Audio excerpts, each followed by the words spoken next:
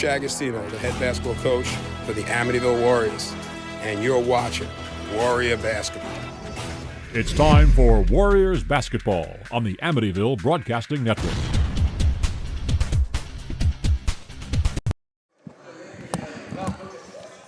You're on the air.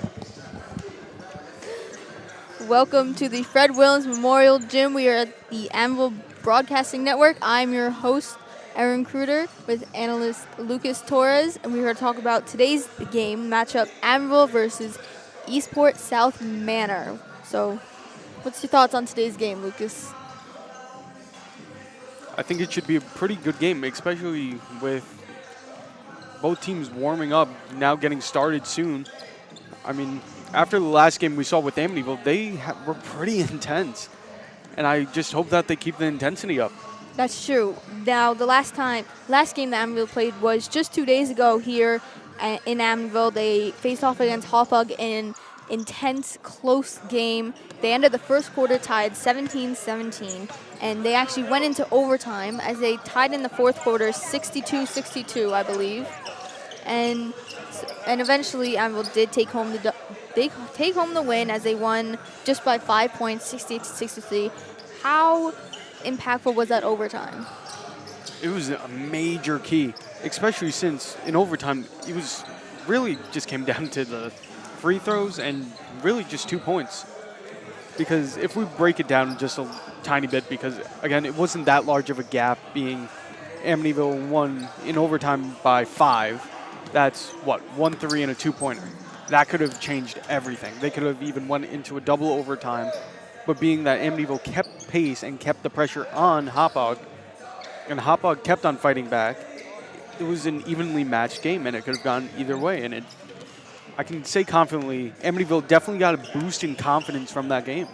That's true, and I agree. It was such a fast-paced game. I could barely keep up, and the intensity that both teams, they showcased a lot of talent and a lot of skill, and I show much props to them.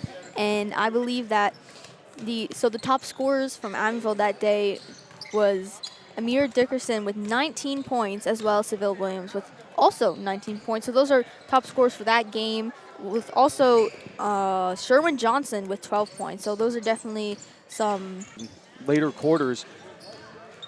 When it comes to the third and fourth quarter, Amityville tends to put up a lot of points, especially between that transition of the second and third. We see them scoring anywhere between 16 and 20, which is a big difference, especially since a lot of their players, as we've mentioned, Seville Williams, Amir Dickerson, and Sherwin Johnson, scoring ranging from 12 to 19. That's a giant leap for scoring. That's true. And as we've seen in other games in the past, we should know that Amityville can really put those points on the scoreboard. They can challenge their opponents, and they can one-up them. They're evenly matched, and they're a great team, and it shows in each game that they play. I gotta say though, I think we can all agree that Hauppauge definitely pushed their limits a little bit, because Hauppauge put up 11 3-pointers against Amityville.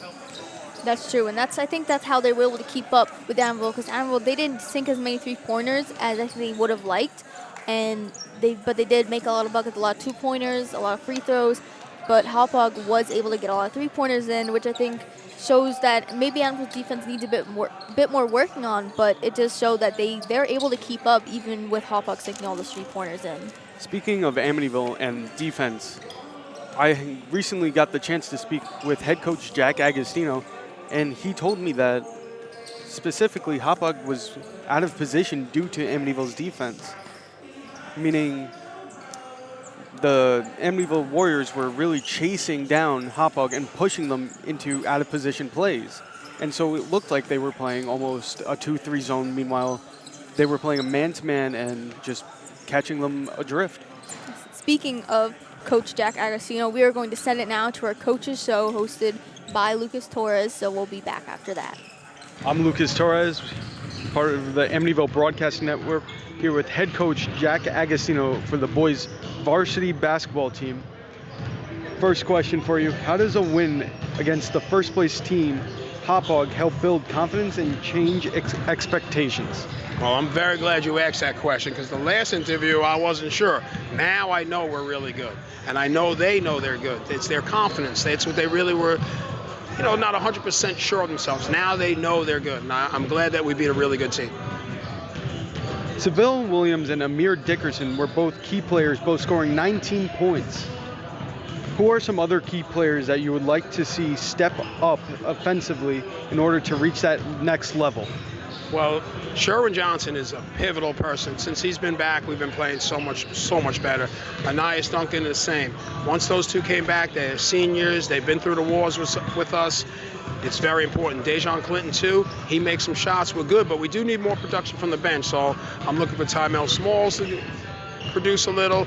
I'm looking for Matt Bean to produce a little, and Jordan Hines to produce a little.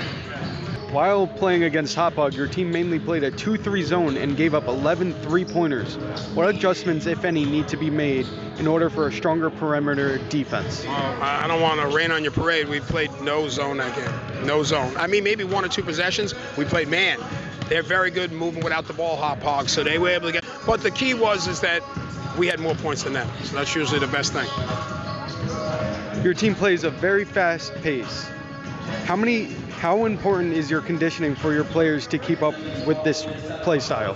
Well, I got to give a lot of credit to our assistant coach, AJ Price. He's been really, really drilling these kids being in shape, because it's only 32 minutes, but when you play at game speed, it's a whole different level. So they got to learn to get to that level, play at game speed. So we practice at game speed. We do a lot of extra conditioning at game speed. So hopefully it continues the rest of the way. And we've heard that he was actually playing with your players during yesterday's practice. How has that affected them?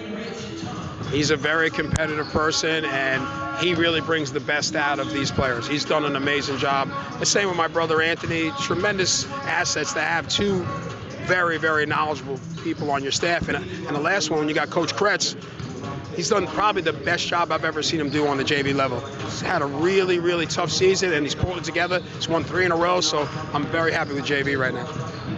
Coming off an emotional win against the first-place team, how do you ensure that today's game against Eastport, that is currently in last, does not become a letdown game? You can figure that out about high school kids. I just think we're going to come out and play hard. So if we play hard, make layups like I used to say last year, make a couple open shots, don't give them threes. They have 2 really good scorers. They're brothers, 32 and 5. That's Mr. McGowan's nephews. They're very good players. They can shoot from anywhere, so we got to guard that 3-ball. Thank you again so much for your time. And final thing, what are your keys to victory for tonight's game? Well, again, it's going to be defending the McGowan boys. We have to really stop them. We did that last time we played out there. They didn't have any big games, but they're really dangerous. They can shoot from anywhere on the court. So anytime after half court, they can let it go. And they really shoot the ball well. So if we stop them and get our fast break points, we'll be in great shape. Thank you so much again. I'm Lucas Torres with the Amityville Broadcasting Network, and that was Jack Agostino, coach of the boys varsity basketball team. Welcome back to the pregame show. I'm your host, Erin Kruder, with analyst Lucas Torres. We're at the Fred Williams Memorial Gym. But now that we're back, we are going to send it to our sideline reporter, Ramisa. All right. We have a great matchup for today with the boys match of Amityville and Eastport. But last night, we also had a great matchup with the girls varsity team and East Islip girls basketball team. And Amityville fell short by 20 points, but they both did great, having 38-58. Back to you, Mr. Grice. Then we're once again back. I'm your host, Erin Kruder, with Lucas Torres. And let's continue where we left off. And one thing we want to talk about is Eastport Southmanor's last game, which was on Monday. They lost by just 3 points to East Islip, 54-51. But some top scorers of that game I want to talk about: Brady McGowan and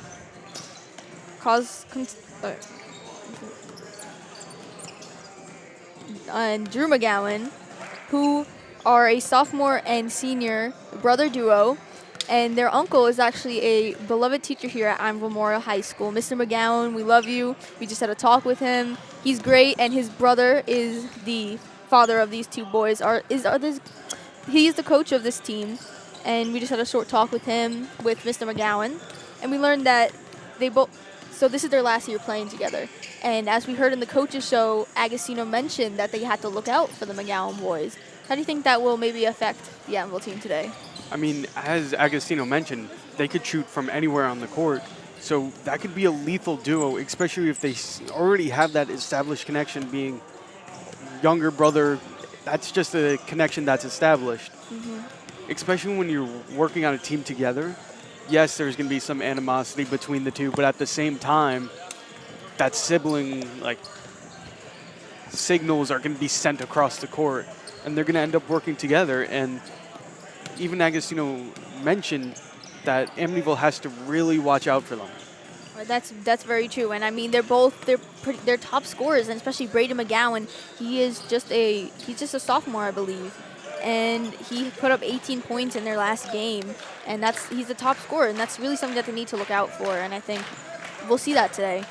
But so that leaves Amityville with a 7-4 league score, 8-7 overall standing in the league. They're number 3 in the league currently. Eastport Southmanor is at the bottom of the league, and they are 0-12 in league, but 2-14 overall. And they actually faced off this month in January. So what do you have to say about that? I mean, it was a rather upscale game, especially as we've seen time and time again. Amityville really took that lead in that second and third quarter, but off the bat, Eastport in their first quarter beat Amityville 23-15, but later on they kind of fell short. But at the same time, we know Eastport isn't a team to be underestimated because they did beat a fifth-place team. That's true, and I mean it was a close game in the beginning, but Amityville did beat Eastport Southmanor 73-58. So we're very excited to do today. And the top scorers from that, Williams and Dickerson from Amityville. So I think the keys to today's game are just getting the defense on the McGowan brothers and really heading up to defense, not just on them, but on the whole team, and putting their scores up with 3-pointers and such.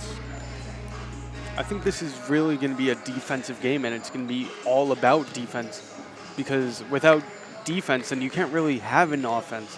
And so it's going to be really reliant on defense and just to get blocking everything that they can and stopping the McGowans.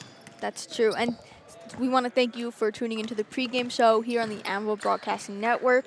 Up next, we have a matchup against Amityville versus Eastport Southmanor. Very exciting game, starts in less than a minute.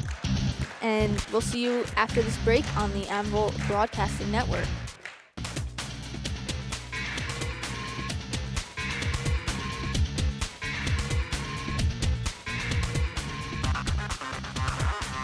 On December 7, 2005, I was deployed to Baghdad, Iraq. As I was searching for the bomb, the bad guy and the bomb found me first. After the explosion, I was left with a 1% chance of living. During my road to recovery, I had a tremendous amount of support from friends and families and the Coalition to Salute America's Heroes. The primary mission of the Coalition to Salute America's Heroes is to offer financial emergency assistance to veterans and their families. Visit saluteheroes.org to learn more. On December 7, 2005, I was deployed After a huge win against the first-place Hauppauge Eagles, the Amityville Warriors have now shown the rest of the league that they mean business. Today they host the Eastport Southmanor Sharks, hoping not to have a letdown game against the team currently in last place. Will the Amityville Warriors continue their winning ways and go for their 7th win in 9 tries, or will the Eastport Southmanor Sharks get their first league win of the year? Find out right now on the Amityville Broadcasting Network.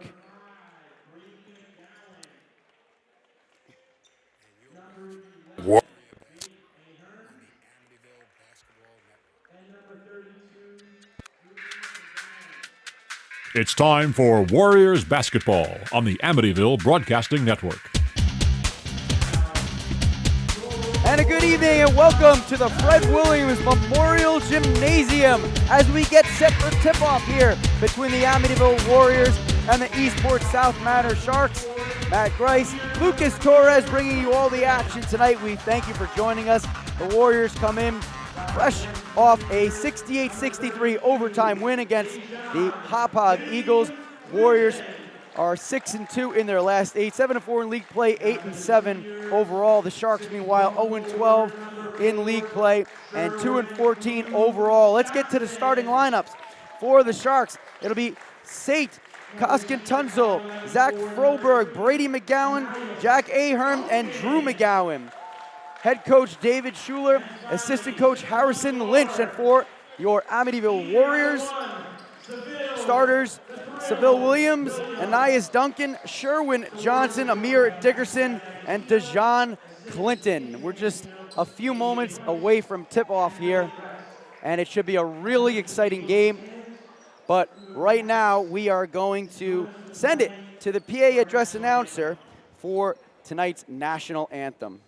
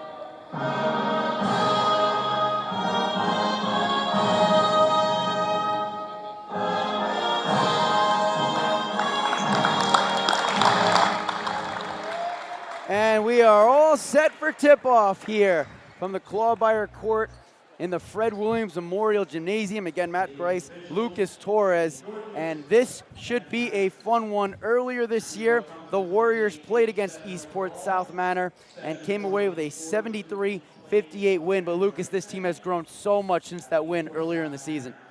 It's going to be a nice little matchup, especially since Eastport has already beaten a fifth-place team. So we're going to see a lot of potential coming out of them. I think the most important key tonight for the Warriors is they are coming off an extreme high, big-time overtime win against Hauppauge this past Monday night. You don't want to come out and not have that same energy just because you're going against a last-place team. This Sharks team is hungry. They're coming off a loss versus East Islip, but it was close, 54-51. We're set for the opening tip. It's Seville Williams, and he will be jumping against Jack Ahern. Ball is up. Tip is won by the Warriors. It's Clinton who gets it, and Amir Dickerson will take over for the point guarding duties. We are underway. Warriors moving left to right across your screen. In between the circles, now right side to Duncan. Duncan drives in the lane, right side, up with the floater, and it's good. Warriors on top, 2-0, 7:40 to go, opening quarter. Seeing a nice little calm pace by the Warriors. Koskin Tunzel hands it over to Brady McGowan. Brady McGowan, one of the best players on this Sharks team, drives in the lane, goes up with the shot, and looks like they're going to call a foul. That could have been an up-down travel, but they're going to call it a foul. No shot was taken, so the Sharks will inbound under their own basket. It will be Drew McGowan, the senior brother of Brady McGowan, who is a sophomore. McGowan has it, left wing, double teamed. It's Clinton on him. Looking for some daylight, gets it down low to Kostin Tunzel, and it's a loose ball and picked away by the Warriors. Here comes Sherwin Johnson. Far side, pass tipped and picked up by the Eagles. Froberg will slow things down. Now he gets it full court, pass over to McGowan. McGowan drives right side, pull back jumper off the front of the rim. No good, tipped back out to himself, and Froberg will slow things down. Left wing, it's Drew McGowan. Dribbling right side, now back to the left. Hands it over to Koskin Tunzel. Tunzel in the paint, over to Ahern. kicks it out to the left wing, it's McGowan. McGowan in between the leg dribble, fakes the shot, down low to Ahern. Ahern up from the left side, doesn't go. Loose ball, Ahern lets it go out of bounds, and they'll say last touch off a dark blue jersey, so the Warriors will get it, leading 2-0, 6:36 to go in the first quarter. A little bit of a titan clash between Ahern and Dickerson fighting for that rebound. Dickerson brings the ball up for the Warriors. He's coming off a 19-point performance against Hauppauge. Trying to force a pass down low to Johnson. It's stolen away, and that'll be a turnover for the Warriors as senior Drew McGowan brings the ball up the court. Top of the key, thinks about driving, instead hands off to his brother, Brady McGowan. McGowan spins around in between the leg dribble, in the paint, left side, forces up a shot, doesn't go, off the bottom of the rim. Dickerson, cross court, it's Williams. Williams in the corner to Johnson. Back to Williams, drives left side, baseline, ball swatted away out of bounds. Warriors will retain possession with a 2-0 lead, just under 6 to play here in the first quarter. Bit of a calmer pace by both teams coming into this, even though it's only a few minutes in. Duncan inbounds, three-pointer, Williams doesn't go. Rebound loose in the paint, and it's Brady McGowan who comes up with it. Drew McGowan brings it up far sideline. In between the leg dribble, he's guarded by Johnson. Thinks about driving, looks for a screen. Instead, passes it off to Froberg. Froberg, right wing, drives into paint, swatted away by Williams and out of bounds. The Sharks will keep possession, but good defense by Amityville. Amityville remaining consistent with their defense right now. McGowan to McGowan. Top of the key, looking for some daylight. Tight defense by Duncan. Keeping McGowan outside of the paint area. Now it's Costantunzo. Bounce pass over to McGowan. Far baseline dribbles. Right upper block. And we get a foul on the floor before the shot.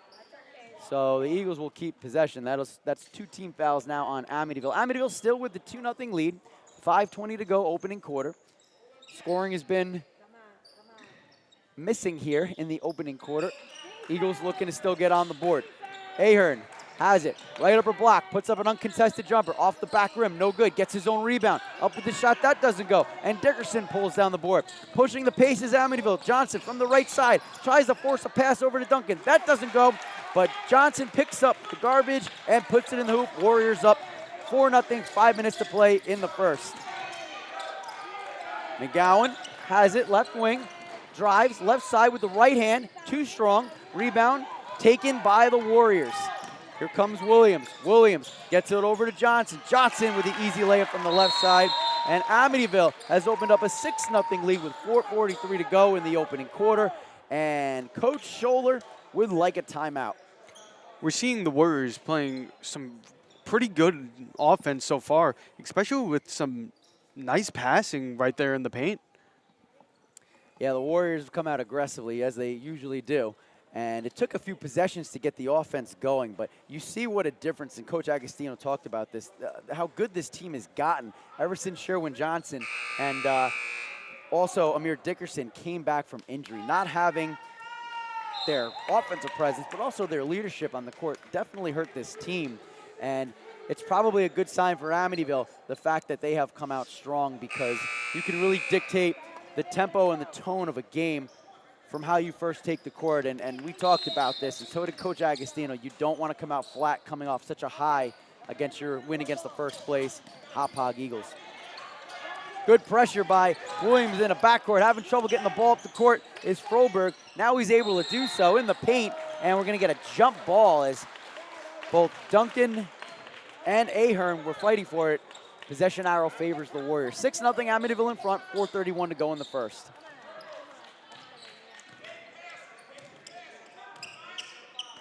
Dickerson, far sideline, crosses the timeline, looking for a screen from Duncan.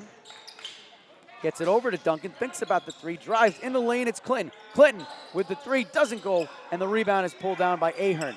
Ahern gets it over to McGowan, almost loses it. Good press by the Warriors, defensive pressure, forcing the Sharks to get the ball up the court under duress. It'll be McGowan, top of the key, gets a screen from Ahern. Dribbles, near baseline, underneath, doesn't go. Loose ball in the paint, and it's tipped into the hands of Amir Dickerson. He pushes the tempo. Clinton, low right blocks, up with the shot, blocked away, gets his own rebound, Duncan now has it. He drives in the lane. Instead, dishes it over to Johnson, and that's in. Count it. And the foul. Warriors go up 8-0 with a chance for a three-point play. And maybe now they're going to say they're not. Oh, there it is. Now the scorekeepers are keeping up with us here. 8-0 Warriors in front. 3:41 to go. And Johnson has a chance to complete the three-point play, and he does. Warriors have opened up a 9-0 lead to start this game. Warriors extremely smart with their passing. Froberg has it, loses the handle, finds McGowan. Right block doesn't go.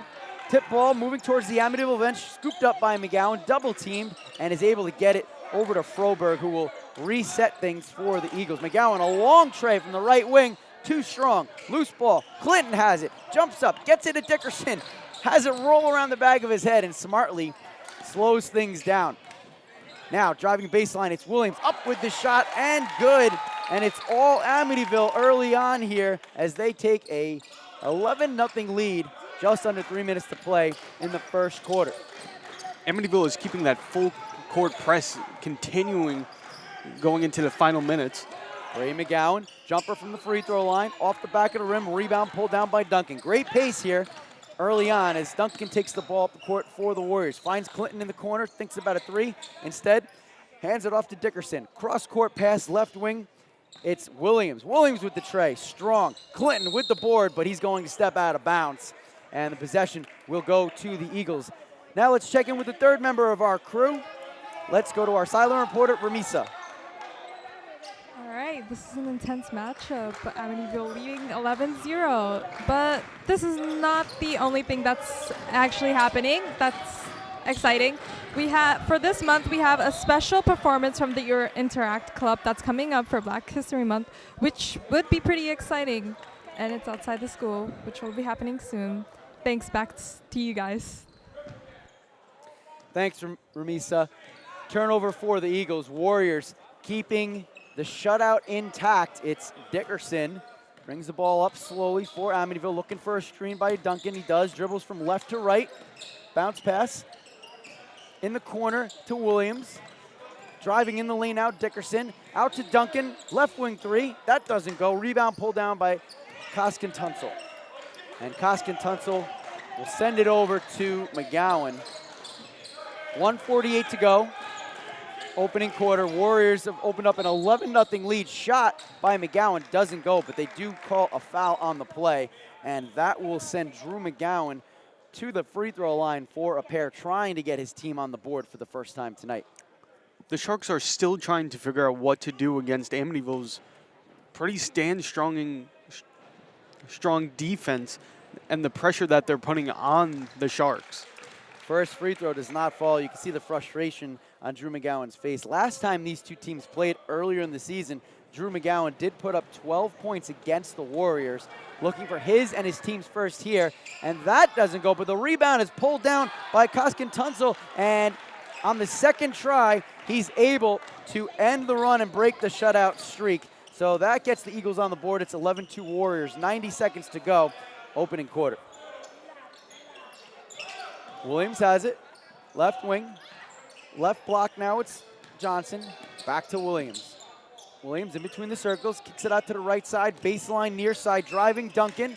Instead throws it out to Clinton, who looked like he wasn't expecting that one, and it's off his hands and into the Eagles bench. To simply put it, sometimes we just have to expect the unexpected and just keep our eyes peeled. Again, current score is 11-2 with 1:14 left in the first. The pace has been pretty consistent so far, and we're seeing the Warriors keep that full court man press continuing. Jean Clinton takes a seat. Matt Bean enters the game, trying to drive all the way, takes it himself up and in. Zach Froberg with the basket, count it, and the foul. That makes it 11-4 Warriors in front with 1:06 remaining in the first quarter, and Froberg has a chance to complete the three-point play.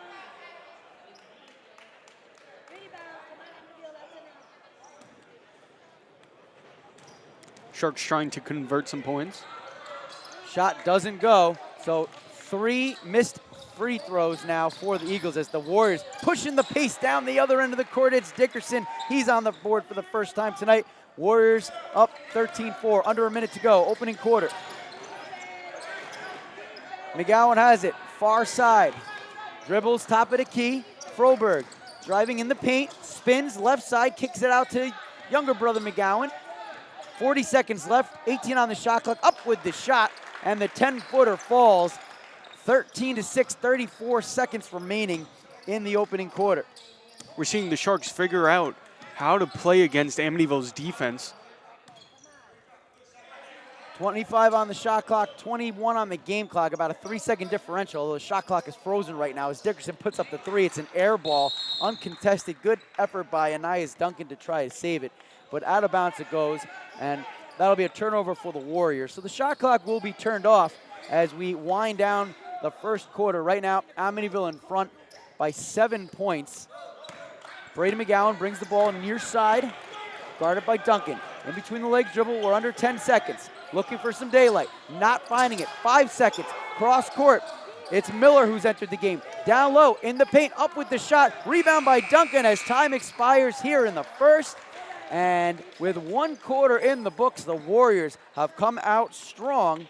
And right now, they lead against the Eagles by a score of 13-8. Don't go anywhere. Second quarter coming up right after this on the Amityville Broadcasting Network. On December 7, 2005, I was deployed to Baghdad, Iraq. As I was searching for the bomb, the bad guy and the bomb found me first. After the explosion, I was left with a 1% chance of living. During my road to recovery, I had a tremendous amount of support from friends and families and the Coalition to Salute America's Heroes. The primary mission of the Coalition to Salute America's Heroes is to offer financial emergency assistance to veterans and their families. Visit saluteheroes.org.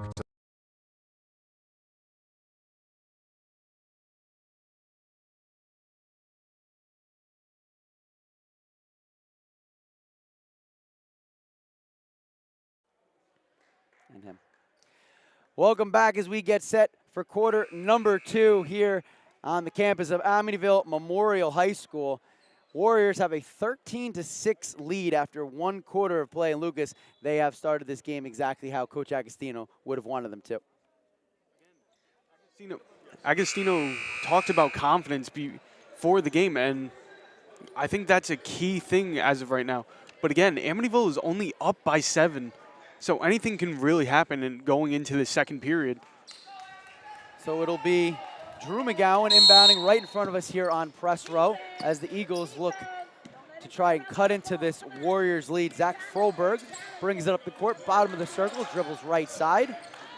Kicks it to the left now. It's Brady McGowan in between the leg dribble, and Duncan gets a piece of it, recovered by McGowan, and they're going to say he stepped out of bounds. So Warrior ball with a 7-point lead, opening 14 seconds of the second quarter. A nice Duncan keeping the pressure on top of the McGowans. And it's going pretty well for the Warriors right now. Williams over to Bean, bounce pass to Johnson, drives left side, up with the shot, no good, but a foul is called. And no, they're going to say, they're going to say he stepped out of bounds. So possession back to the Eagles. Warriors still up by 7, opening 30 seconds of quarter number 2. McGowan over to Ahern. Back to McGowan, looking for a 3. Finds some light, doesn't get it, air ball. Fast break the other way, Dickerson over to Williams, driving right side, off the glass and good. 15-6, 7:10 to go in the first half.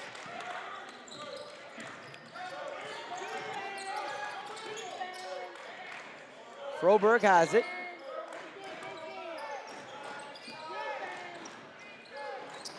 It'll be Ahern over to McGowan.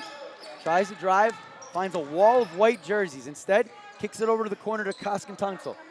Shot by Koskin-Tunxel, well off the mark. Rebound pulled down by Johnson. Johnson tries to kick it ahead to Bean. Tipped away, loose ball, and the Eagles have numbers going the other direction. It's Froberg, left side, McGowan up with the shot and the foul. Chance for a 3-point play. Good effort by Brady McGowan off the turnover. And it is now 15-8 the chance for the three-point play. Sharks coming back with the pressure against the Warriors. And I think the Sharks are starting to realize that the Warriors on defense are extremely pressuring and causing those little stoppages, leading them to the little mess-ups and the little loose balls, and allowing the Amityville Warriors to have possessions. McGowan completes the three-point play, the first free throw made tonight for the Eagles. Here's Williams putting up a baseline jumper. That won't go. Loose ball. Diving on the floor is Bobby Metz, who is now in this contest.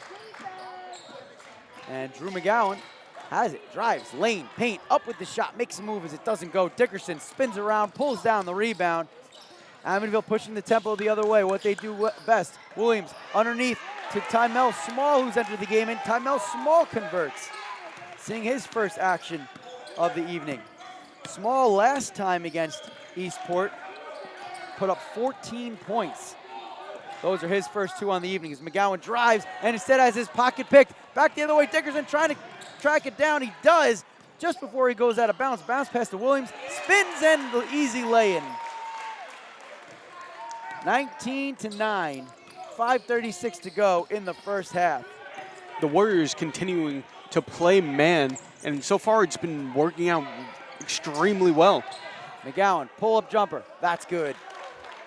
19-11, 5:22 to go in the second quarter.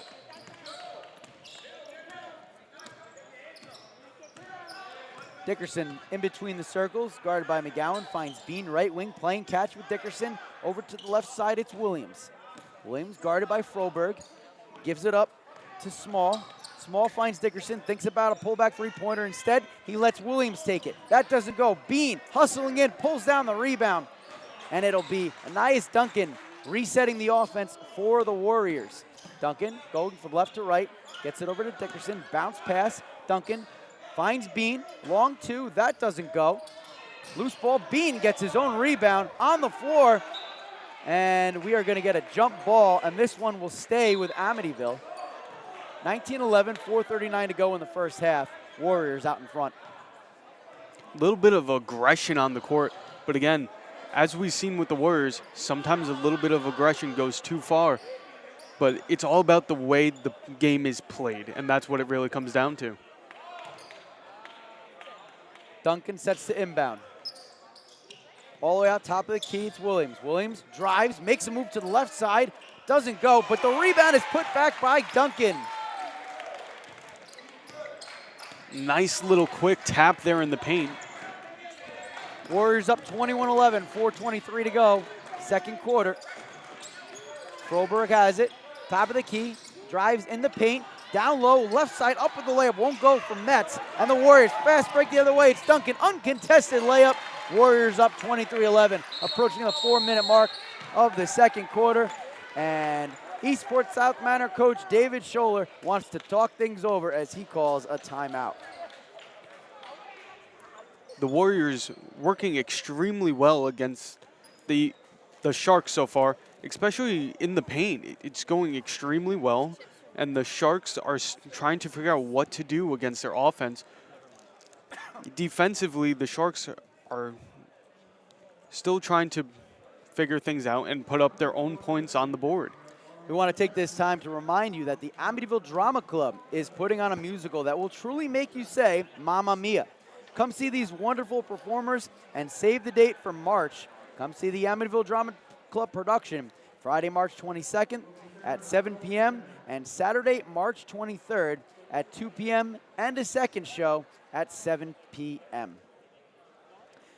For those of you just joining us here on the Amityville Broadcasting Network, I'm Matt Grice, joined by Lucas Torres, and the Amityville Warriors are hosting the Eastport Southmanor Sharks. And the Warriors started this game on an 11-0 run before they allowed the Sharks to get on the board. And although the Sharks have been able to get their offense started a little bit here, the Warriors have not looked back. They currently have a 23-11 lead.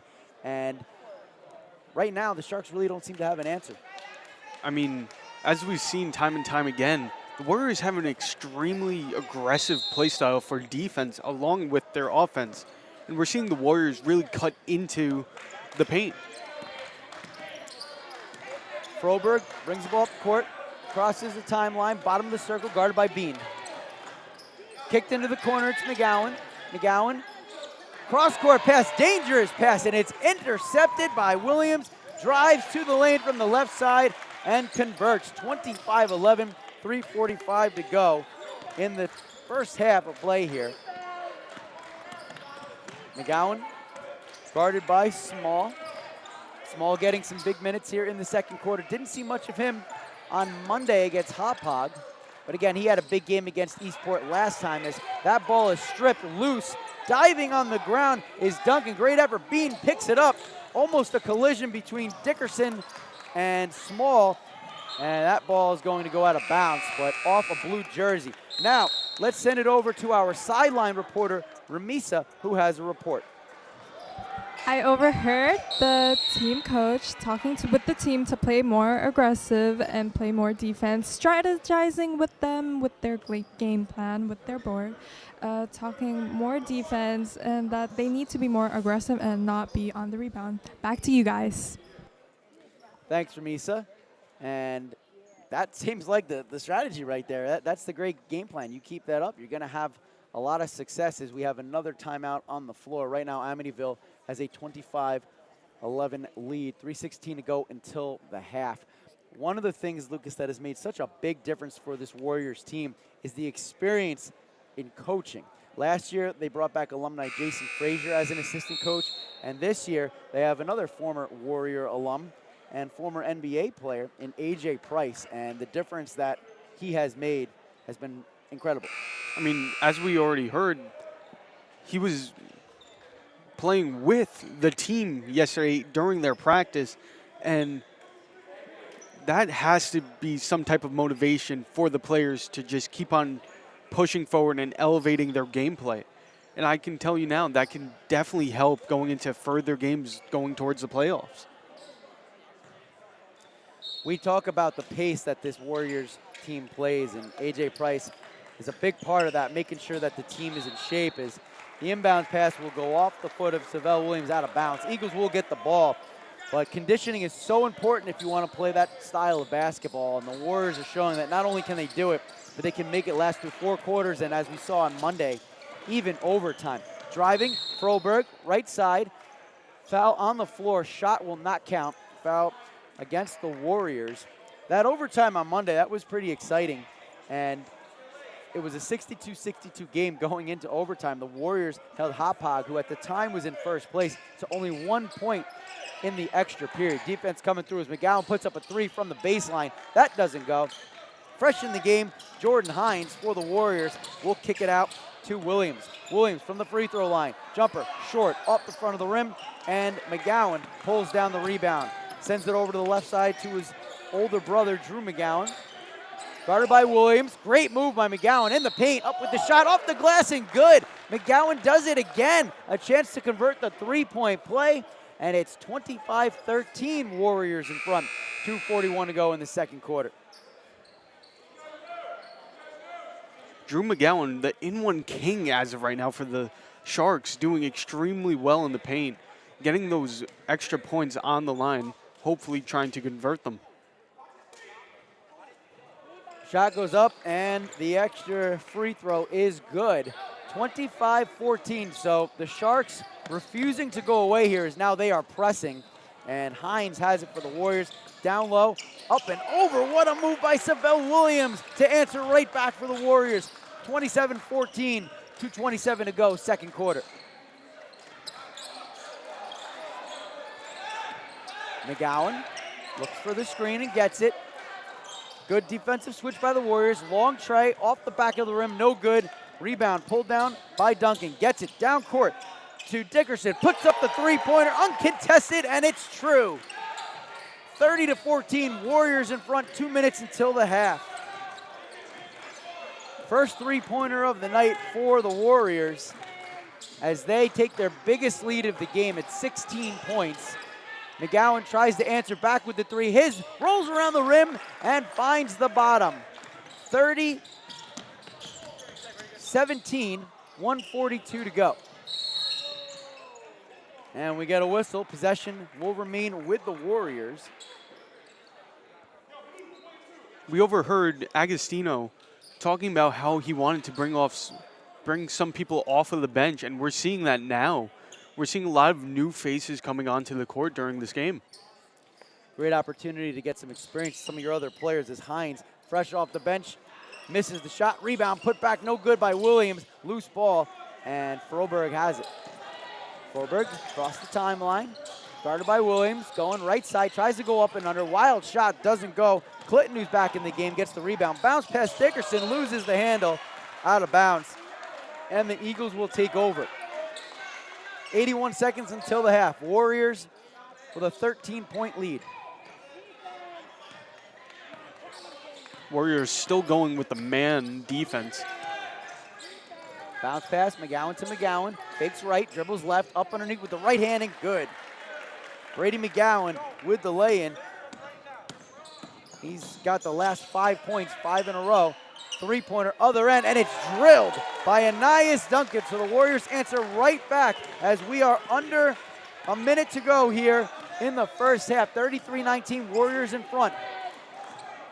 McGowan has it, bottom of the circle. Bounce pass, right side, it's Froberg. Tries to drive, gets a cutting Koskin Tunzel. That doesn't go, and the Warriors will bring it back. 35 seconds on the game clock, 31 seconds on the shot clock. Dickerson has it. Bottom of the circle, slowing things down now as the Warriors may be looking to take a last shot of the half here. 12-point lead. Amityville really slowing things down. 15 seconds on the shot clock, 17 on the game clock. About a 2-second differential between the two. Clinton has it, far side, gets it over to Williams. Williams behind the back dribble, goes, shot from the upper left block. That doesn't go, 3 seconds left. Breaking down the court, three-pointer at the buzzer, and it doesn't go for Aiden Murtville, seeing his first action of the game. And that's where we end the first half of basketball. It was an exciting half, and the Warriors find themselves on top by a score of 33-21. But don't go anywhere. We're going to have a lot of action for you as we break this one down with our halftime show. Erin Kruder will be rejoining us. Lucas Torres will be with her as well. Don't go anywhere. Halftime show coming up next on the Amityville Broadcasting Network.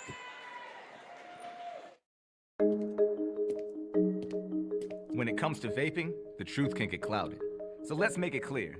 Vaping is not safe for kids, teens, or young adults. It's just not. Because vaping can put microscopic particles into your lungs. And dangerous things like metals and volatile organic compounds into your body.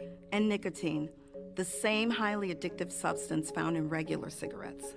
Nicotine can harm a person's brain development through their mid-20s. Affecting learning, memory, attention, and impulse control, and priming the brain for other addictions. Vaping products also come in kid-friendly flavors that can make them appealing to youth. And many kids also use other drugs, like marijuana, in vaping devices. With appealing flavors, high nicotine levels, and lots of promotion on social media, many kids think vaping is harmless, but it's not. So talk to your kids about the risks of vaping, because when you talk, they hear you. On December 7, 2005, I was deployed to Baghdad, Iraq. As I was searching for the bomb, the bad guy and the bomb found me first. After the explosion, I was left with a 1% chance of living. During my road to recovery, I had a tremendous amount of support from friends and families and the Coalition to Salute America's Heroes. The primary mission of the Coalition to Salute America's Heroes is to offer financial emergency assistance to veterans and their families. Visit saluteheroes.org to learn more. We all make choices. When it comes to alcohol, kids make choices whether to drink or not. Bye, Dad. Bye-bye. Remember, I'm going to Alex's party tonight and sleeping over. Have fun. Hey, have a seat for a second. Remind me about that party again? Alex is just and adults make choices whether to talk about it. That's true of parents and every other trusted adult in a kid's life. Kids want to know our expectations when it comes to alcohol and other drugs. They want guidance and honest answers to their questions. And it makes a difference when the message is consistent and part of everyday conversations. So talk with your kids and help lead them on a positive path. Because when you talk, they hear you. For more information about talking with your kids about underage use of alcohol and other drugs, visit underagedrinking.samhsa.gov. This is the Warriors Basketball Halftime Show on the Amityville Broadcasting Network. Welcome back to the Amityville Broadcasting Network. We are here at the Fred Williams Memorial Gym for the interesting matchup against Amityville and Eastport Southmanor. I am your host, Aaron Kruder, with analyst Lucas Torres, and we are here at the halftime show. It's been quite an interesting game so far. The second quarter ended with Amityville up by 12 points from 33 to 21. So how's that? I mean, with the last quarter, we just saw a little bit of hesitation from Amityville, which was really different from what we're used to. We saw them with, give or take, 30 seconds on the clock, sitting there and slowing down for the first time I think we've seen all season, really. Mm-hmm. I agree, and I think they underestimated Eastport Southmanor just a little bit. I mean, obviously they are in the lead, but I think they didn't expect them. I think they improved since their last game, since they last met each other, earlier in the month. And I think that they weren't expecting that. And they did their defense. They went pretty hard on the defense, Amityville. And they didn't really allow Eastport Southmanor to get any points up. In fact, Amityville, they started off the first quarter with an 11-point run, which it was pretty good for them. And they didn't really allow the score to go up for Eastport. But they let they let Brady McGowan get a few points in, which I know Coach Agostino said that him and his brother were the key players to look out for. Personally, I believe that with the Sharks and the McGowans being on that team, we might see them come into the final two quarters being a little bit more aggressive now that they know how Amityville is playing and how they're noticing their play styles and a little bit of habits. That's true. And, the Brady McGowan, he is right now the top scorer for Eastport Southmanor. He put most of the points up on the board for his team, and they were right in trying to look out for him. And I think that they, in the second quarter especially, they kind of slipped up Amityville. They slipped up on the defense on him, and they let him get a few two-pointers in, even a three-pointer in. And he did hit he hit his free throw in, and I think they need to look out for that, because the moment they let their guard down, the moment that they underestimate their opponent, they let them get under their skin. I think at this point, both teams are really looking for those out-of-position players. And we know from the previous game with the Warriors and Hopog that they were, in fact, not playing a zone at all, but really playing a man and forcing Hopog to be out of position. So we're seeing a lot of aggression from the Warriors and pushing players to be out of position and putting them in an uncomfortable situation. And we're seeing the Sharks to slowly bite back and chomp away at it. Yeah, and we see that Amityville did win the tip-off, so they did get off to a good start. And so far, they've gone on a few good point runs, and they're on the lead.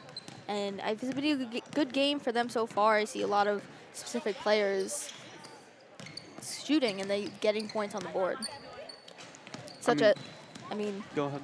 Seville Williams has put up 10 points already, and we've already reset it. We mentioned his name earlier in the pregame show that he was definitely a player to look out for, as he is one of the top scorers of the team.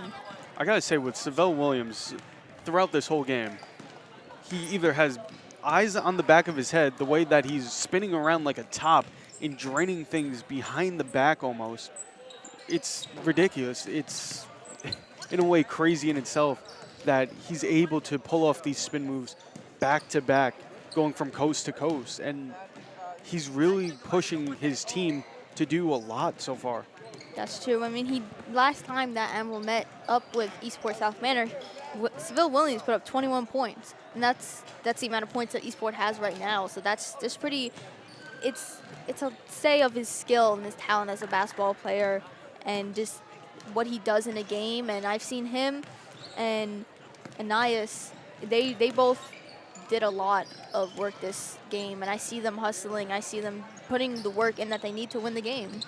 We're seeing a lot of talent between both the Warriors and the Sharks, but most impressively, the McGowans are mostly Drew McGowan is putting a lot of effort and work into the team, putting up the threes and getting into the paint, which again, we're seeing a lot of right now, just for the Sharks to see what they could do to put more points on the board. That's true. And I want to talk. So I do want to talk about Brady McGowan, as we mentioned earlier, top scorer of the team. He scored first in the second quarter for his team. And I see him and his brother on the court, and I see them, trying to communicate with each other, but it's hard because Amityville's pressing the defense on them so hard, and it's making it difficult for Eastport Southmanor to get points on the board. We're seeing the Warriors especially playing defense, even when the Sharks are just bringing up the ball. They're playing that full court man, and it's working out extremely well, as we can tell. Amityville, again, 33-21, and they're up by 12. And they're, again, that defense is an extreme key for them right now. That's true, and we see that in the whole game, and it's really important to see in the next two quarters as well. But that's our halftime show, guys, and we'll be back next on the Amityville Broadcasting Network. I'm Aaron Kruger, this is Lucas Torres, and we'll see you in a bit.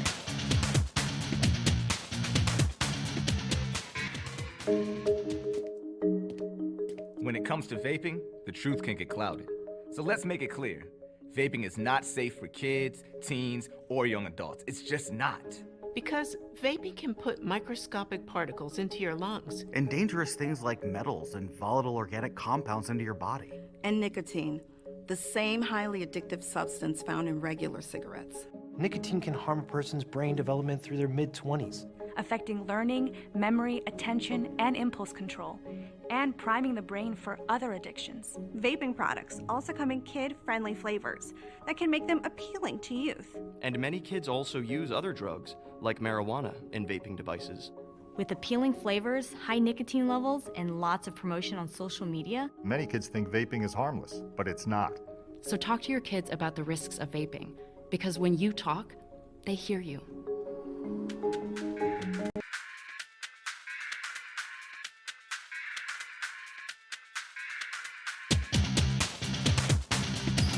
This is Seville Williams for the Amityville Warriors, and you're watching Warrior Basketball on Amityville Broadcasting Network. And welcome back to the Fred Williams Memorial Gymnasium as we get set to start the second half of basketball. It's a matchup between the Amityville Warriors and the Eastport Southmanor Sharks. The Warriors, a very strong first half. They have a 33-21 lead. We want to thank you for spending your Wednesday evening with us here on the Amityville Broadcasting Network. I'm Matt Grice, joined by Lucas Torres, and the second half of action is about to get underway. For the Warriors, it'll be Williams, Dickerson, Clinton, Duncan, and Johnson. So their starters are all in the... Oh, I take that back. I'm sorry. Tymel Small is in the game along with Anias Duncan. Eagles will switch sides. They're moving from left to right across your screen. It's Froberg, right wing, bounce pass, down low. Ahern, double teamed in the corner, looking for some help. Still looking, bounce pass, intercepted by Clinton. Clinton finds Dickerson. Dickerson all by himself and lays it up and in, uncontested. Warriors expand on their lead, 35-21, 30 seconds into the third quarter.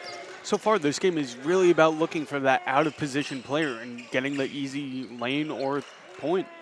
That's Dickerson's 7th point of the contest as Constant Tunsil kicks it out to Froberg. And once again, Clinton back-to-back steals and back-to-back fast breaks. Uncontested, Savell Williams from the left side, and immediately Coach Dave Schuler wants to talk things over. 2 quick turnovers turning into 4 quick points for Amityville. It's now 37-21 in the opening minute here of the third quarter. Again, Amityville doing extremely well here in the third with really only a minute in, and it's going fairly well for them. And the Sharks are still trying to figure out what to do, but not letting the momentum slow down. So at this point, their leading scorer is Savell Williams. 10 points in the first half. He has 2 there. Leading scorers for the Sharks. In the first half, it was Brady McGowan with 10 points and not much else from any other players, really. Nobody else in double figures. Warriors doing a good job spreading the ball around. Duncan had 9 points in the first half. Johnson with 7. Dickerson with 7 right now as the Eagles have it, trailing 37-21.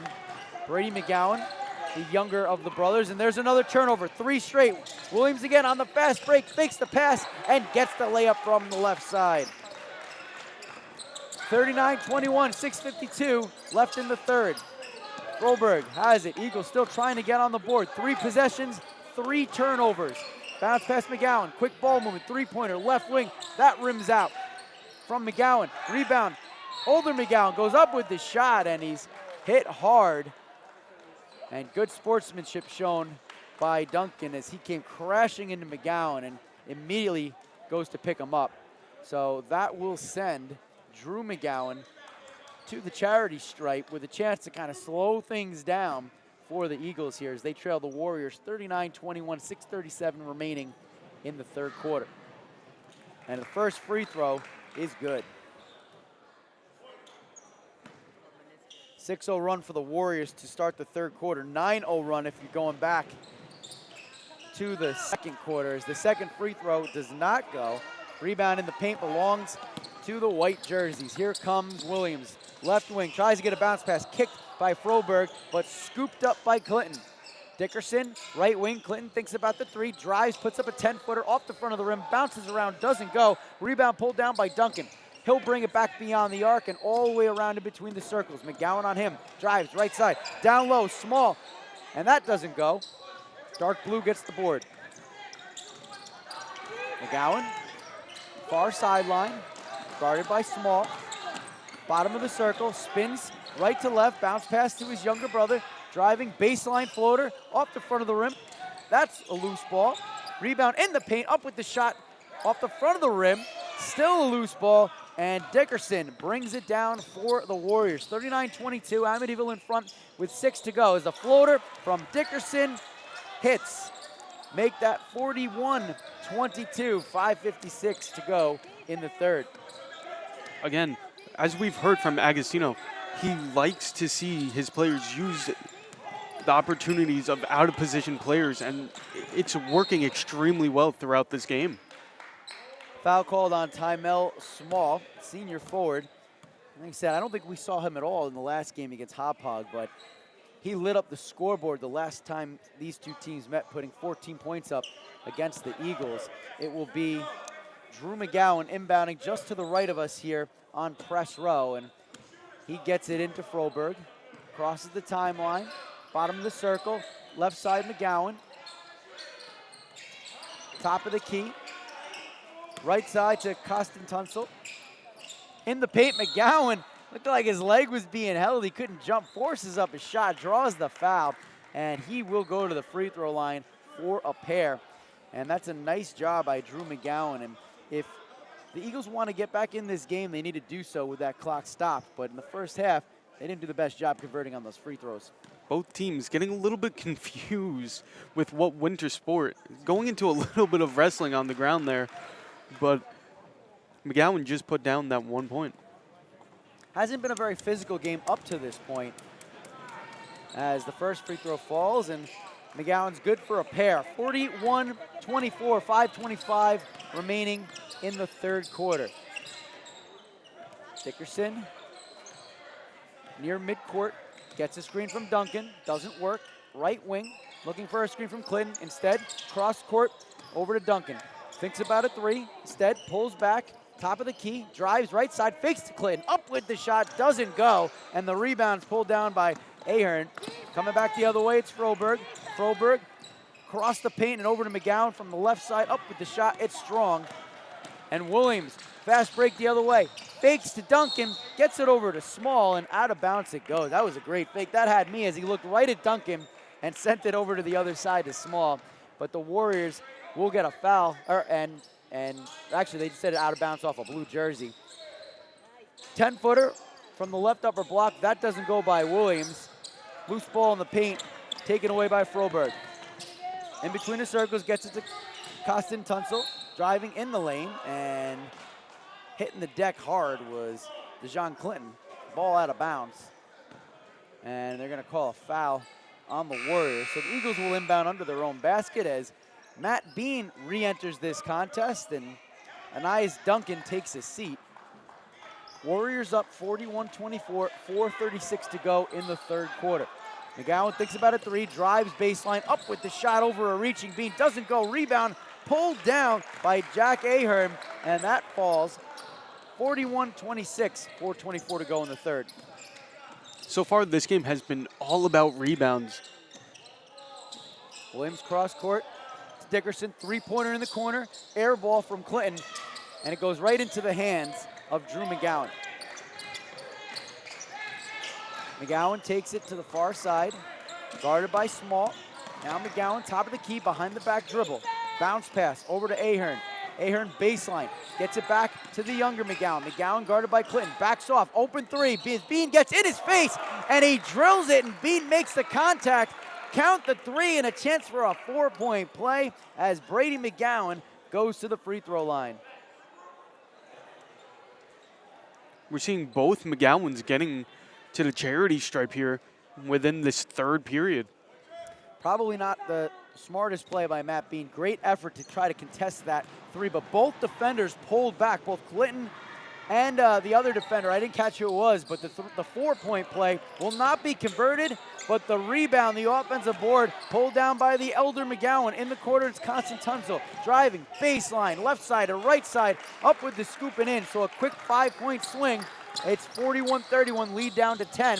3.5 to play here in the third. Dickerson to the left side, in between the leg dribble for Williams, who's up with the shot, 5-footer, doesn't go, but does draw the foul. So Savell Williams will go to the line, looking to end what is currently a 9-0 run for the Eagles. Savell Williams playing extremely well throughout this whole game so far, especially with the behind the back and no looking pass. First free throw doesn't fall for Williams. Savell Williams, 19 points his last time out against Hauppauge, 21 last time he faced off against the Eagles, and he misses a pair. Rebound pulled down by Costin Tunzel. And here come the Eagles, led by the McGowan brothers. Drew McGowan over to his brother. Brady up with the shot from the corner and drills it. Three-pointer from the baseline, 41-34, 3 minutes to go in the third. It's now a 12-0 run. Wonder if Coach Agostino is going to call a timeout. Instead, he lets his players go for it. Williams has it, left wing. Cross court, Dickerson thinks about the long tray, instead steps up for a long two, and it finds the bottom of the net. 43-34, as that will end a 12-0 run for the Eastport Southmanor Sharks. I got to say, for Brady McGowan, a hand in his face doesn't really matter. We just saw him drain another three while being contested, and it's going extremely well for him in particularly. Timeout on the floor, and we want to take this chance to let you know that upcoming in the month of February, starting tomorrow, is Black History Month, when Amityville will celebrate various historical figures throughout the month of February. We'll showcase special African-American individuals and tell their stories. February 16th is the Amityville Memorial High School and their annual Black History Month Assembly for the students to learn from and enjoy, and that will be live streamed right here on the Amityville Broadcasting Network. 43-34, 2:43 to go in quarter number 3 as the Warriors host the Sharks. Matt Grice, Lucas Torres, bringing you all the action on this Wednesday evening on the Amityville Broadcasting Network. A 12-0 run in the middle of the third quarter. That's something that I'm sure Coach Agostino right now is telling his guys, take a deep breath and let's get refocused here. I mean, as we're seeing, Agostino was past half court making call-outs to his team, screaming at them to communicate and work together. So the Eagles will inbound, and it's a quick turnover. Dickerson up and under, doesn't go, loose ball in the paint. Dickerson with his own rebound, and with the left hand, he gets the two. That's what was hurting Eastport at the beginning of the quarter. 3 straight turnovers to start the third before their 12-0 run, and Another turnover right there. Actually, they're going to say last touch off a white jersey, so the Sharks will get to keep it. Dickerson has the last 4 points for the Warriors. Froberg, right wing, picks up his dribble, finds McGowan. McGowan looking for help. Bottom of the circle is Froberg. To the younger McGowan on the other side. Back to older McGowan. Three-pointer, right wing, doesn't go. Too strong off the far left rim. And Anais Duncan, who's back on the floor, pulls down the rebound. Duncan to Williams, left wing, back to Duncan. Cross court, it's Dickerson. In the corner now, Clinton, back to Dickerson. Good ball movement for the Warriors. Under 2 minutes to go here in the third. Clinton, baseline, three. Off the far rim, doesn't go. Offensive board pulled down by Williams. Shot doesn't go, but Williams will draw the foul. The Sharks are having a hard time stopping Williams right now. Let's send it over to Ramisa on the sideline, who has a report. All right, so we have AJ Bryce, a well-known NBA player. He's 37, who used to be an Amityville player in his early 2000s.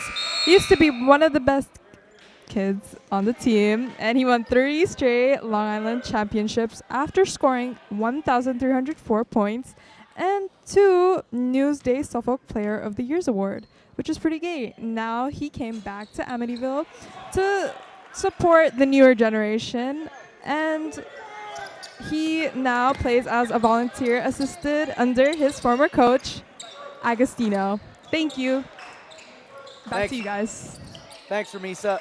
And coming back the other way, it's Jack Ahern as Savell Williams goes 1 for 2 from the free throw line. 46-36, 10-point lead, 90 seconds to go in the third quarter. That ends a 5-0 run for the Warriors. Amityville has it.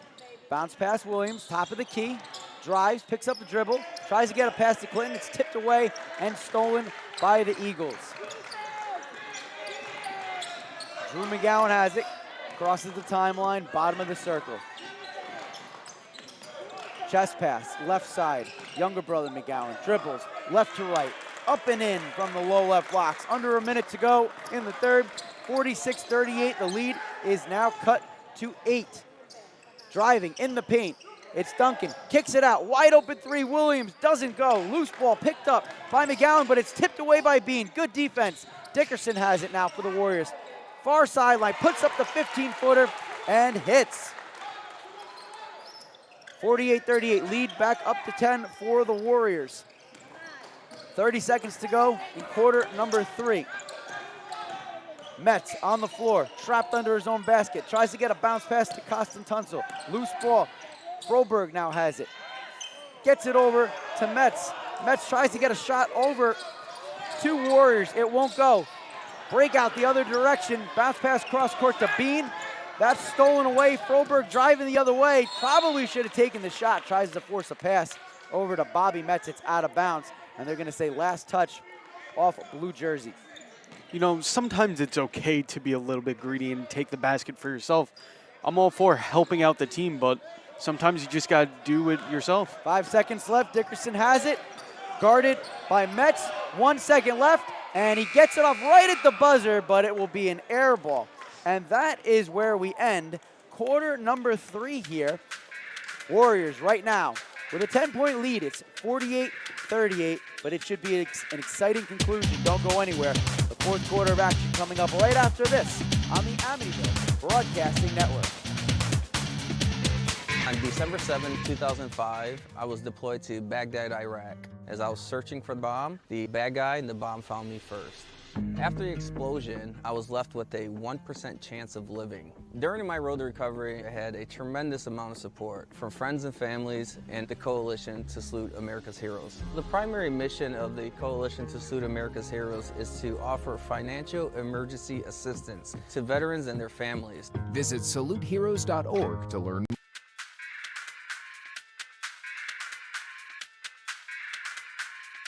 This is Mark Stewart, center for the Amityville basketball team, and you're watching Warrior Basketball on the Amityville Broadcasting Network. 3 quarters in the books here from the Fred Williams Memorial Gymnasium as the Warriors host the Sharks, and this game has pretty much been all Warriors minus a 12-0 run in the third quarter that cut into this lead. Amityville looking to close things up here, and This has been an exciting game. Couple of runs here, but Amityville, you know they want to try to finish strong. We'll have to see if they can build up a lead, maybe give a chance for some of their bench players to come in. But as both teams enter the court, it should be a fun finish. Matt Grice, Lucas Torres here on the Amityville Broadcasting Network. And we'll have to see what kind of play Amityville does. Are they continuing to be aggressive, or they try to eat some clock to start things out? The Warriors are playing extremely well offensively, especially Savell Williams. But we also have to look out for Bobby Metz on the Sharks, playing extremely heavy defense. Three-pointer Dickerson, right wing, doesn't go. Rebound pulled down by Froberg. Froberg brings the ball up the court, looks for an outlet, instead takes it himself, makes a nice move. It's off the bottom of the rim. Ball in the paint, pulled down by Clinton. Clinton swarmed by blue jerseys, but gets it to Bean, and the outlet to Williams. Bounce pass to Duncan, underneath with a layup up and in. And the Warriors cross the 50 threshold. It's 50-48. 30 seconds gone by here in the fourth.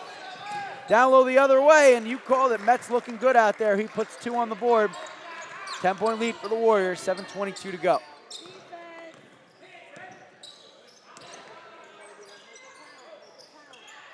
Warriors have it, it's Duncan, top of the key.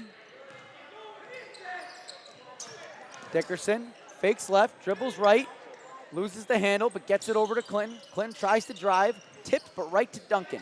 Duncan takes it back out to the right wing. Good defense by Metz. Three-pointer as he gets around him and drills it.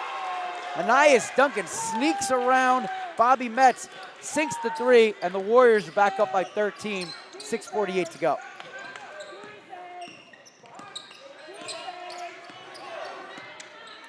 McGowan to the free throw line. It's Constantel. Kicks it back out to the younger McGowan. Far baseline, double team, looking for help. Constantel puts up a shot from the free throw line. Banks it in. 55-42, 6:23 to go. The Sharks keeping their momentum and continuing to pass it around. Duncan to Dickerson. Thinks about a 3, picks up his dribble. Back to Duncan. Duncan drives, 15-footer. Too strong. Rebound, pulled down underneath by Williams. Williams tries to take a shot, instead finds a wide open Bean off the back of the rim. Back to Bean, tipped by his teammate. And here's a three-pointer from the near corner, doesn't go by Dickerson. Another rebound by Clinton, and we get a whistle and a foul. And the Sharks, are not going to come back in this one if they keep giving up second and third opportunities, as that sends DeJon Clinton to the free throw line. The one thing you really have to worry about while being in the paint is that over-the-back reach, trying to stop a ball. DeJon Clinton, last game, had some really big shots for the Warriors in some key moments. As he's been a starter, he's really made his mark here as he sinks the first free throw. Last game, he did have 11 points, and last time these two teams met, he put up 12 against the Sharks. And the second free throw rims around and falls through, and we are going to get a timeout on the floor. Warriors up by a score of 55-42, 5:52 remaining in the contest. And at this point in time, we want to tell you about the Amityville Echo, which is Amityville High School school newspaper. Make sure to read articles. Check them out at AmityvilleEcho.com. It's run by one of our teachers here, Miss Kara Keenan, who does an amazing job. Check out, again, AmityvilleEcho.com to read the articles published by our very own students, ranging from movies to sports to histories and everything in between. 55-42, Warriors in front, 5:42 remaining in the contest. And I'm sure right now what Coach Agostino would love to see is for Amityville to put the nail in the coffin here and maybe give him a chance to play some of the guys that don't usually get a lot of minutes, because there are a lot of seniors on this team, and next year you need guys with experience to fill those slots. I gotta say, I think Agostino right now really wants the same aggression that they had against Hauppauge in this fourth quarter, just to, as you said, put that nail in the coffin and not for them to slow down and just continue the pressure and keep up the pace. Because the Sharks are slowly biting back at the score. Froberg crosses midcourt, guarded by Williams. Now it's McGowan, double teamed in the corner, gets it back to Froberg. Froberg drives in the paint, gets it over to the left low blocks to Constant Tunzel, and he lays it up and in. 55-44, 5.5 to play.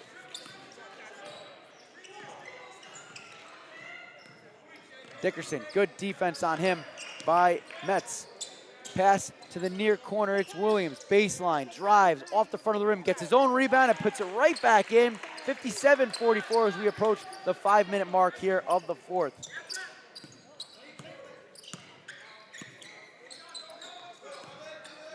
Koskin Tunzel between the leg dribble to McGowan.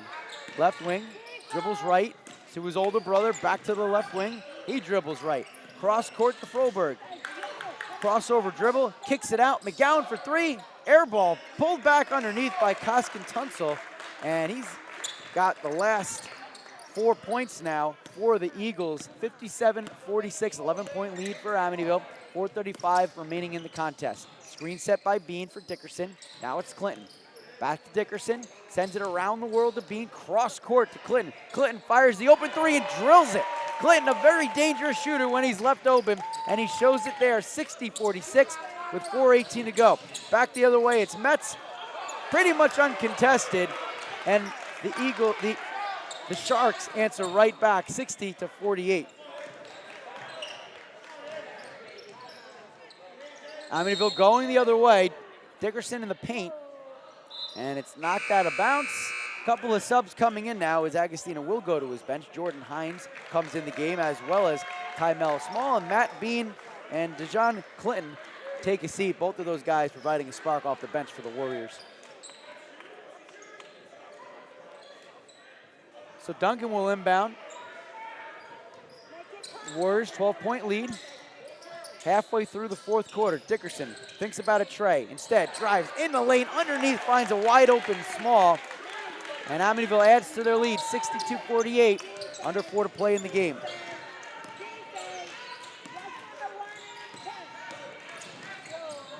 Koskin Tunzel over to McGowan, floater, air ball, foul is called, and that'll send the younger Brady McGowan to the free throw line. I know it was mentioned earlier, but it's worth bringing up again that their uncle, Jason McGowan, is a teacher here at Amityville High School, also a softball coach, varsity head softball coach over at East Islip High School.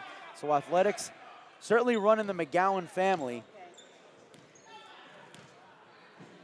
As Brady McGowan hits the first free throw to get his team back within 13 points, but this one's going to be a tough one for the Sharks to come back. Second free throw, rims out. Rebound pulled down by Hines. Hines almost loses it, gets it back, and now into the safety of the hands of Amir Dickerson. Cross-court pass to Hines in the corner, on the line, and drilling the long two is Savell Williams. 64-49, 3:25 to go in the fourth.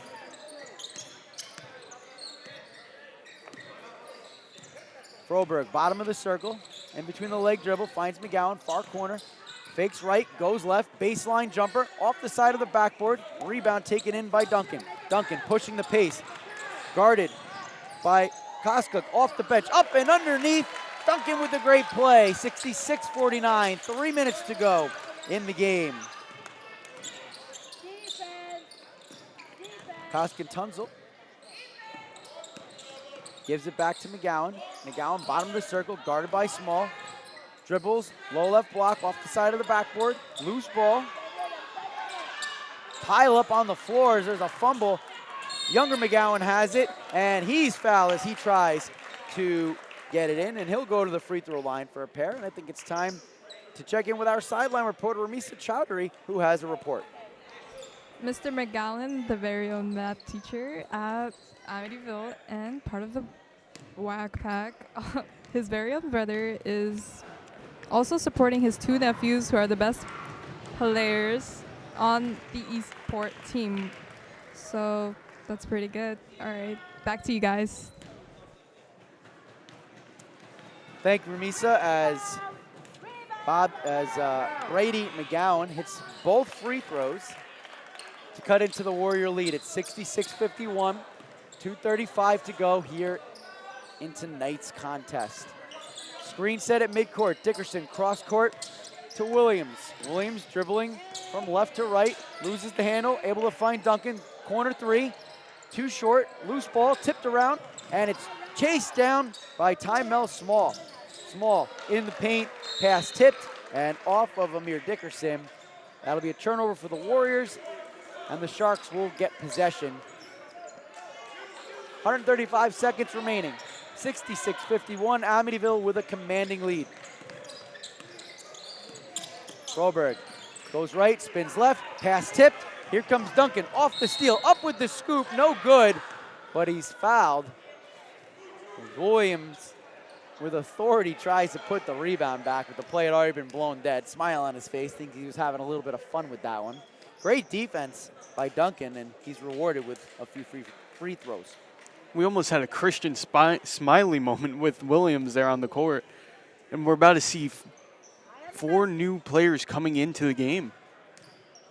And this is what we were talking about as the first free throw doesn't go for Duncan. You knew Coach Agostino was hoping that he would have an opportunity to get some of his bench guys some minutes here. And at this point in time, and it looks like they're shaking hands at the end of the game as both teams basically bring in all their benches here. It's pretty much throwing in the towel, but the way this game has gone, it would take a lot for the Sharks to come back. Amityville's going to avoid getting shark bitten tonight as Duncan will look for his second free throw. Anthony Martinez enters this game along with Khalik Gibbs for the Warriors, and Duncan hits the second free throw. And now Duncan comes out of the game. Alan Dotson-Isabel enters the contest for the Warriors as well, along with RJ Barrera. So all the subs are in. Dan Odell has it. Timoni in the corner, over to Odell, looking for some help. Guarded by Barrera from Amityville. Down low, doesn't go. Rebound pulled down by Condon. That shot's too strong, loose ball, and it's picked up by the Warriors. On the far side, it's Alan Donson-Isabel. He pulls up. Three-pointer from the bench. That doesn't go from Kylie Gibbs. The Amityville bench wanted that one bad as here's another three, and this one gets tipped. Inside, put back, and it's a loose ball. Missed opportunity for Anthony Martinez. Back the other way. Come the Sharks, 1:10 to go, 67-51. Warriors in front. Timoni has it. Right wing Odell, back to Timoni, all the way to the other side. Baseline jumper, and it's good. 2 points for Chris Miller, 67-53 as we're under a minute to go, and we get a whistle on the floor.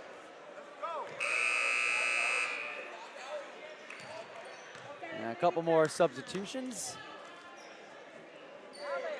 Official ties his shoe. And with just under a minute to play in this one, Warriors with a commanding lead. And Dotson-Isabel lets the ball roll across midcourt, picks it up, and the clock officially starts. Screen set by Martinez. Jumper by Dotson-Isabel, doesn't go. Rebound pulled down by the Sharks. Timoni brings the ball up the court. Finds Koskuk, baseline, drives in the lane, up and underneath it's Koskuk. That doesn't go, loose ball, and Martinez has it. Warriors come back the other way. Three-pointer, bench is looking for it, doesn't go, and it's out of bounds. RJ Barrera with the opportunity, and what you like to see here is the starters are really rooting for the bench guys from their respective sideline. The Warriors on the bench, a lot of the starters, as you mentioned, they're starting to have a little bit of fun, enjoying their other teammates getting some playing time here. Shot clock turned off as we're under 20 seconds left. Miller has it. Warriors with a 67-53 lead. They are going to win as Miller gets his second field goal in a row. 10 seconds remaining, 67-55. Warriors up by 12. Dotson-Isabel pulls back for the shot. Air ball out of bounds. 2.9 seconds left. And the Sharks will have one more opportunity. Koskuk has it, but they will let this one run out. And as the final horn sounds, 67-55, Amityville Warriors get the victory with the win.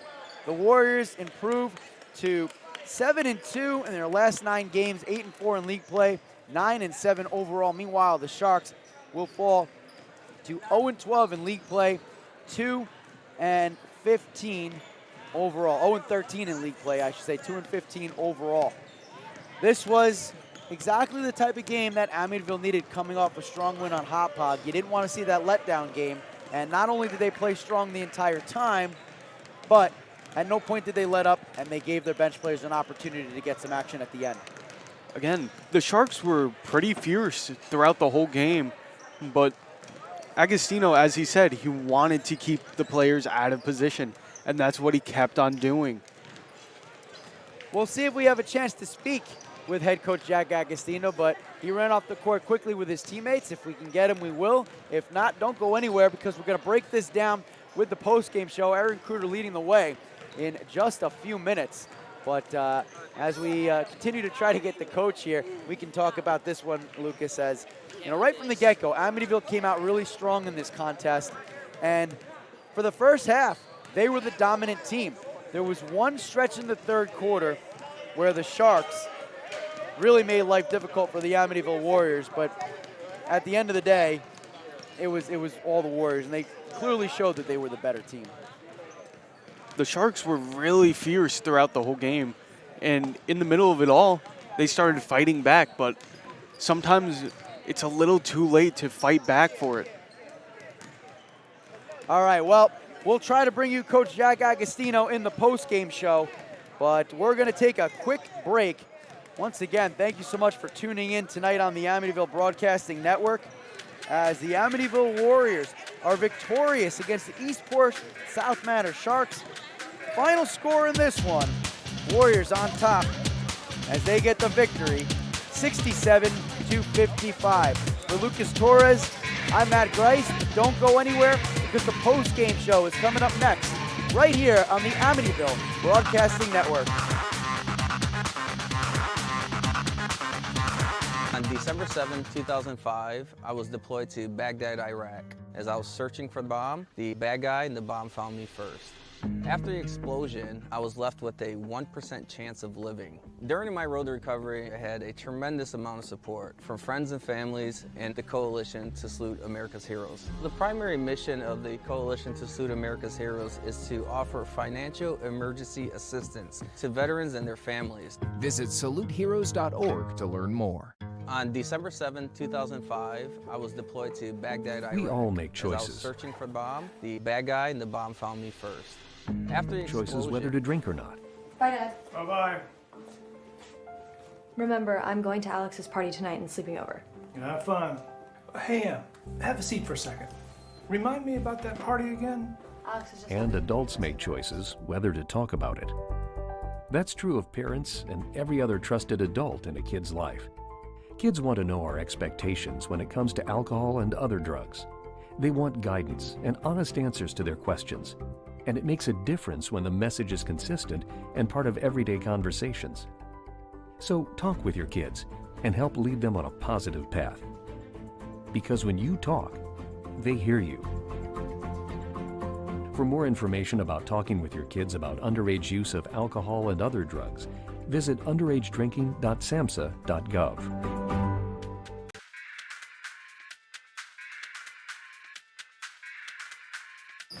This is Seville Williams for the Amityville Warriors, and you're watching Warrior Basketball on Amityville Broadcasting Network. Welcome to the post-game show at the Fred Williams Memorial Gym on the Amityville Broadcasting Network. I'm your host, Aaron Kruger, with analyst Lucas Torres, and we're here to see the amazing outcome of this game. The Amityville Warriors beat Eastport Southmanor with the whopping 67-55. Not quite a gap as the last game that they played, but I think it was a little close game in some points, but Amityville did get the lead on them in many points. So how do you feel about that? I gotta say, we saw a little bit of a change of pace with the Warriors. They really, towards the second quarter, they took a step back, surprisingly, which usually they're all gas and no brakes, but this time they took a little bit of a step back just to see what the Sharks can do and how they'll work.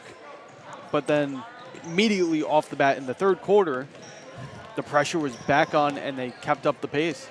That's true, and I did see that downturn in the third quarter, and it just really affected the Amityville Warriors. They let Eastport Southmanor get a little bit of points on the board. They let them get a little bit up, but they never did get the leads because Amityville, they realized they had to turn on the defense for them and really turn up and stop them from scoring. And especially I want to talk about Brady McGowan.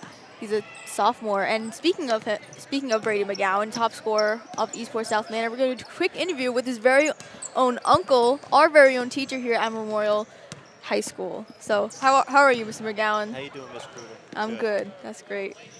So how do you feel about today's game and your brother being the coach for the team that Amityville just beat?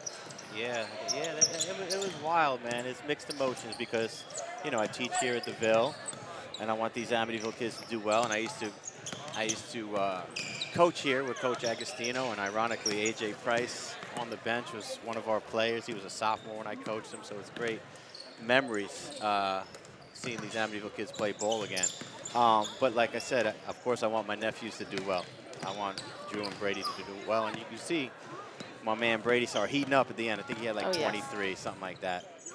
But he's a baller. You know, the guys in the audience were talking about him. He could play. He's only a sophomore, you know. So it was wonderful seeing my nephews play. I love seeing them play together. It's that last year, you know, senior, sophomore.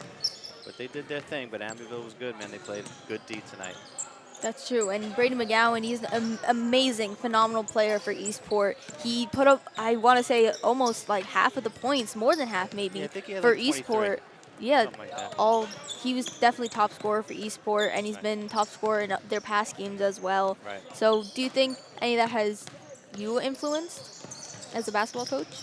Oh, well, my brother, Jimmy, was a very, very good high school basketball player at Belport.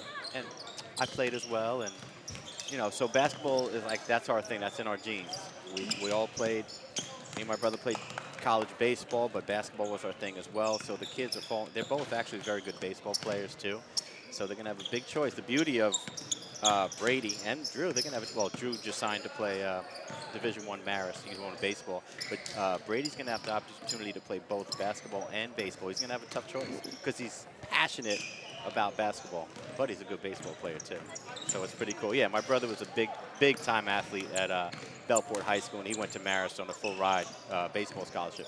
So that's what they grew up. They grew up playing ball, watching us play, and I just loved watching them do their thing on the court today. That's true, and I mean, obviously Brady had a lot of drive for the game. I see he had a lot of skill, a lot of talent, and he was really passionate. He was really passionate in the game, and I saw that throughout. Yeah, and you see he doesn't let things affect him. He doesn't show any emotion. He just plays. He doesn't let the refs dictate the game. He just plays hard and does his thing. He's not intimidated. Yeah, the kid's a baller. Thank you for your time, Mr. McGowan. You're you welcome. Have a good night. Of course, you too.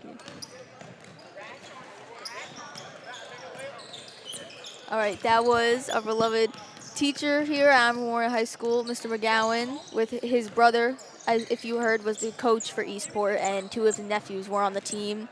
And it was a great game. I mean, yeah. Well, I mean, clearly some of Mr. McGowan rubbed onto his nephews because the passion that they both showed for the game was spectacular. Although they might not have won the game, the passion and the fire were still there. That's true, and they did close the gap a little more because in the last game that they played against Amityville, there was a huge gap. There was like 20-ish point gap, I believe, and now they only lessened the gap to about 12 points, which is it was a close game, and they got really close. They lessened the gap to like 9-10 points during the fourth quarter. They really cracked down on Amityville's defense, and although they didn't showcase as much as they needed to win, they still showed a lot of improvement. They showed that they were responding to Amityville's game plan, to Amityville's defense, and it showed a lot of improvement within their team. I mean, for a last place team like the Sharks, they showed a lot of effort and a lot of skill. And I think we could say that the Warriors weren't really expecting that, and they were kind of shocked going into the game, especially going into that second quarter where the Sharks started biting back at them. It was a shocker. Again, they're a last place team, and Amityville is currently in a high standing. So there's a big difference in gameplay. That's true, and as we said earlier, Amityville is third in the league, while Eastport Southmanor is at their last standing in the league. But it was a pretty even matchup. I think Eastport has a lot in them that isn't really recognized by most of the league. And maybe next season they bounce back. They do a lot of off-season practices. They really put the work in. I think that they can be a much better team. I mean, they are a good team right now, but they do need some improvement as to not be in the last place of the league. But yeah. I mean, with the Sharks especially, one McGowan steps away and the other one steps up because, as we just recently heard, one of them's already committed to a college. Yes, for baseball, as McGowan said, which is great for them. But Brady, as he said, has a lot of more love for basketball than Drew, and I saw that on the court because I saw Brady have a lot more drive for the sport than his brother or really any of his teammates. He did put most of the points up on the scoreboard. He really took passion, took drive, and I wouldn't be surprised if he was one day captain of the team. And we don't know that information right now, but I definitely see that potential in him. I mean, going back towards Amityville, Savell Williams did extremely well, almost turning into an all-seeing eye on the court, doing behind-the-back passes, no-lookers, and so on. It was absolutely phenomenal the way he played, working with his teammates and with himself, grabbing his own rebounds, and so much more. Yes, I saw that a lot. I mean, Savell Williams, he's great at those rebounds. He's getting the ball back from Eastport Southmanor after they try to score. After they score, he's really good at just getting the ball back, and he needs it, and he passes it to his other teammates. He sees when it's his time, sees when it's teammates' time, and I love that about Amityville. They're always passing to each other. They're like, oh, my teammate is open, let's pass to him. They don't care about the glory that comes from themselves shooting the basket. They care about their team winning, and it really shows the bond that Amityville has as a team with Coach Eggsino coming back and AJ Price, former NBA star, who played here at Amityville in his teen years, coming back and volunteering to coach for them. And I've seen him practice with them. I think him and Agostino, they have a real impact on the team, and it shows with this improvement within the team. And I think we're really starting to see the Warriors' extreme potential, especially in these past few games, with all the head coaches, new staff stepping up and giving the players new opportunities. There's so much more that we could see through the Warriors coming up. That's true. And so the next game of Amityville will be at Comstock at 6:45 p.m. We will not be there, but we hope that you, as spectators, will go out to see it. And yeah. So with this game, it brings Amityville to an 8-4 record and Eastport to an 0-13 record in the league. And that's it for our post-game show on the Amityville Broadcasting Network. The final score of today was 67-55. Amityville took home the win today. Thank you, Lucas, for joining me. I'm Erin Kruder with Lucas Torres, and we'll see you next time on the Amityville Broadcasting Network.